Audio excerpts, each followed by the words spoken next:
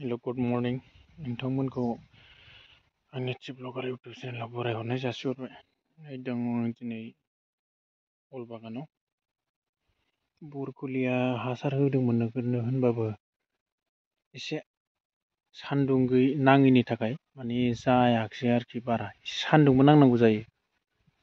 बे लबार बिफाङा लाखियोबो। फुलकबिया थोबहांबायानो।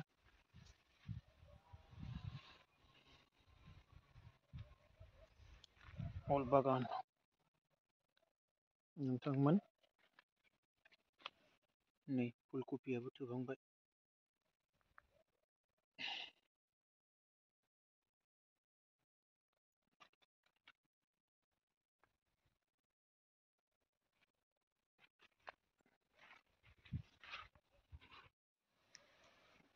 स' गाइस, टाइमिं जानला होनायनि फर्मुलाखौ नायनानै लादो।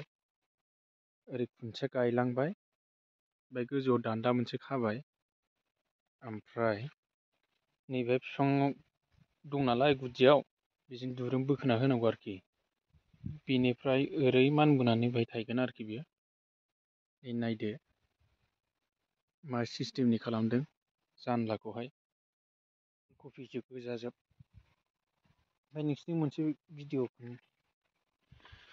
नोंसिनि माबा मोनसे खोन्थानो नागिरदों नालाय। नै बेसे गिदिर बिफां बे थाइबेंआ। नै गुदियाव नायलाय फिथाइया एकदम फिसायावनो आरोखि ना। बेनि हाइटआ दाबो आधा फुटल' जादों, 1 फुटानो जाजोबबावाखै। बेहायनो फिथाइ थाइबाय नै, बिबार बारहांबाय आरोखि।